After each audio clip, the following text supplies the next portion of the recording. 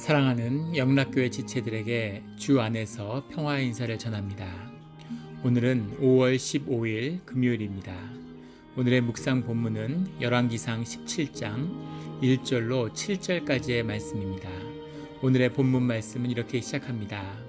길르앗에 우거하는 자 중에 디셉 사람 엘리야가 아합에게 말하되 내가 섬기는 이스라엘 하나님 여호와께서 살아계심을 두고 맹세하노니 성경에서 너무나 잘 알려져 있는 유대인들에게는 모세만큼이나 영향력 있는 그런 선지자로 기억되는 엘리야가 이제 역사의 무대에 등장하고 있는 것이죠.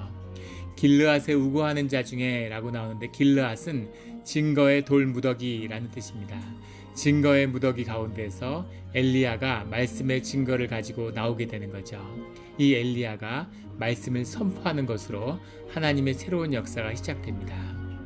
엘리야라는 뜻은 여호와는 하나님이시다 라는 뜻입니다. 여호와는 당연히 하나님인데 왜 여호와는 하나님이시다 라는 것이 그렇게 중요한 의미였을까? 왜냐하면 이때가 오므리와 아합의 시대에 이어지는 이세벨로 대표되는 바알 숭배의 시대였기 때문입니다. 바알 숭배라고 하는 것은 예전에도 한번 나눴죠. 다른 아스다롯이나 그노스나 아세라와는 다른 것입니다.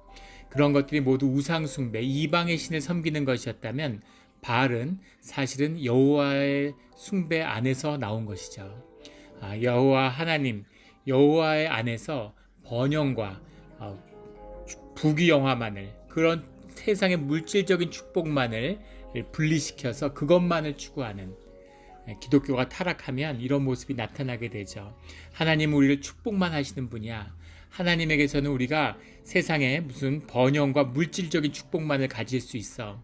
주님이 많은 축복을 주시고 그 축복의 일부가 물질적인 그런 축복임에도 불구하고 세상 것으로, 세상의 축복을 것으로 주님을 가리고 속이는 이것이 바알 숭배입니다. 오늘날 우리 부패한 기독교의 모습 가운데 보여지는 모습이죠. 이 바알 숭배, 여호와가 바알이다 라는 것에 대해서 아니야, 여호와는 하나님이셔 라고 하는 그 이름을 엘리야가 담고 있고 이 이름에 걸맞는 삶을, 말씀을 선포하는 삶을 살아가게 되는 것이죠. 또 하나 우리가 여기서 보게 되는 것은 왜 오므리와 아합이라고 하는 가장 어두운 시기에 가장 하나님의 말씀이 가장 선명하고 큰 은혜와 기적의 사람 엘리야가 나타났는가 하는 것입니다. 악이 커지면 선이 커지고 또 선이 커지면 악이 커지는 이것이 영적인 싸움의 본질이죠. 그래서 이 가장 어두운 시대에 가장 밝은 말씀의 선지자 엘리야가 나타나게 됩니다. 그렇다면 하나님이 엘리야를 부른 뜻은 이 아합의 시대에 아합이나 이 이스라엘을 돌이키기 위한 것이었을까? 그런데 사실은 그렇지 않을 것입니다. 만약에 그것이 뜻이었다면 주님이 이 이스라엘을 재앙으로 다스렸겠죠. 엘리야를 보내서 말씀으로 다가간 것은 그 바알의 숭배 가운데에서 말씀을 듣고 말씀으로 새로워지는 그런 주의 자녀들을 부르시겠다는 뜻이 들어있는 거죠. 세상이 악하고 세상이 타락했는데 하나님이 그것을 멸하지 않고 그 가운데 그것을 허용하시고 그 가운데 주의 자녀를 세상에 보내는 주님의 뜻이 이것입니다. 굉장히 깊은 주님의 뜻이죠. 이 세상의 악을 허용하셨는데 그 악 가운데 너희가 살아가며 하나님의 말씀이 말씀되게 하나님이 하나님이 되는 신앙의 고백을 붙들고 살아가며 너희의 삶의 생명을 키우라는 거죠. 이것이 주님이 엘리야를 보내는 참된 뜻이었다고 믿습니다. 그래서 엘리야가 가서 그 악한 세대를 향해서 주님의 말씀을 선포하는 거죠. 물론 이세벨도 아합도 그 시대의 바알 숭배에 빠져있는 종교인들도 엘리야의 말을 들을 리가 없겠죠. 그가 하나님의 말씀을 선포하는데 여호와께서 살아계심을 두고 맹세하노니 내 말이 없으면 수년 동안 비도 이슬도 있지 아니하리라 하니라. 가뭄을 선포하는 겁니다. 내 말이 없으면 이라는 말은 하나님의 말씀을 내가 전하지 않으면, 하나님이 움직이시지 않으면 여기서 더 이상 비도 이슬도 없다라는 거죠. 비와 이슬이라고 하는 것, 이 단비라고 하는 것은 지금도 마찬가지지만 고대 시대에도 생명의 가장 중요한 은혜의 상징이고 그리고 곡식을 주는 풍요함의 비밀이죠. 이것을 바알이 준다고 사람들이 믿었던 겁니다. 곡식의 풍성한 만을 기대하는 거죠. 하지만 주님은 그것을 주지 않을 뿐 아니라 그 주관자가 하나님이시고 하나님은 복을 주시는 분이지만 동시에 징계하시는 하나님이라는 것을 분명히 드러내 보여주고 계시는 거죠. 당당하죠. 세상에 서서 내가 주님의 말씀을 전하지 않으면 세상에 비도 있을도 없다 라고 선포하는 엘리야의 어떤 그 기상을 호연지기를 보게 됩니다. 주의 자녀는 이런 모습이 있어야죠. 말씀을 붙들고 당당한 세상의 바알의 권세를 두려워하지 않는 그런 선지자의 모습입니다. 이런 말씀의 능력이, 말씀의 생명이 함께하는 우리 모두가 되기를 예수 그리스도 이름으로 축원합니다. 3절에 너는 여기서 떠나 동쪽으로 가서 요단 앞 그리 시냇가에 숨고 여호와의 말씀이 엘리야에게 임하였는데 동쪽으로 가서 숨어라 이렇게 말씀하시는 거죠. 숨으라고 말씀하시는 걸 보면 이 말씀 가운데 구체적으로 나와 있지 않지만 엘리야가 이세벨과 아합의 위협과 죽음의 위협 속에 빠져 있다라는 것을 엿보게 됩니다. 그 위협으로부터 하나님이 보호하시기 위해서 숨으라고 하나님이 말씀하시는 거죠. 그래서 하나님의 말씀에 순종합니다. 하나님의 말씀에 따라서 그 말씀을 지키기 위해 죽는 것, 그것도 하나님의 뜻이면 순종하는 것이고 그것을 피하여 숨어라 라고 말씀하시면 피하여 도망가서 숨는 것이 하나님의 말씀에 순종하는 것이죠. 그 말씀을 듣고 분별해서 숨은 것이죠.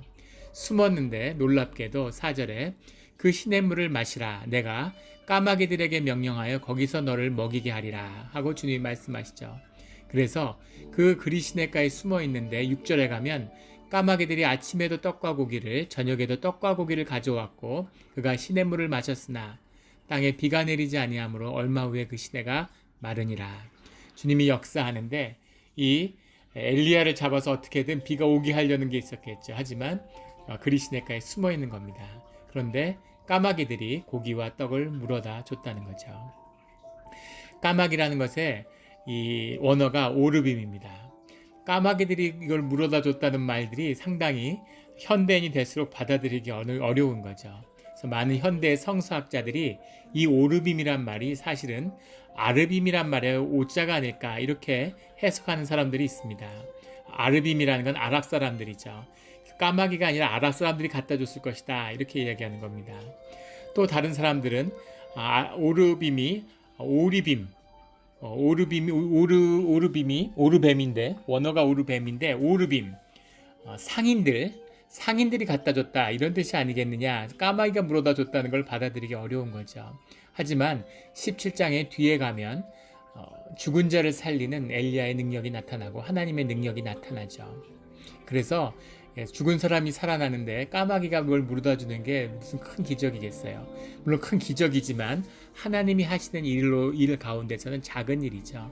하나님이 이런 일을 하실 수 있다는 겁니다.